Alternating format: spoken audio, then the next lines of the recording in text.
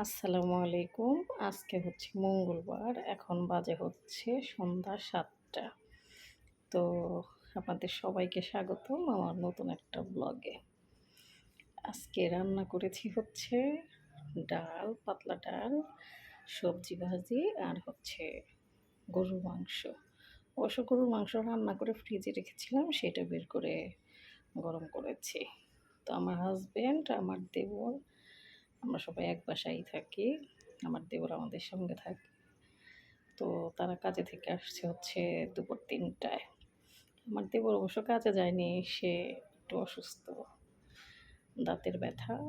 গতকালকে দাঁত উঠায় আসছে, তারপরে ও তেমন খাইতে পারতেছে না। তো স্পেশালি ওর জন্য হচ্ছে ডাল রান্না করছি। কালকে থেকে ও শুধু দুধ আর ওটস খেয়ে আছে, ভাত খায় নাই। ওর জন্যই হচ্ছে ডাল রান্না করা। তো যাই হোক, আজকে আমার ব্লগটা এই পর্যন্তই। কেমন লাগলো সবাই আমাকে জানাবেন। আর সবাই একটা লাইক, কমেন্ট এবং সাবস্ক্রাইব করে পাশে থাকবেন, শেয়ার দিয়ে দিবেন। সবাইকে ধন্যবাদ।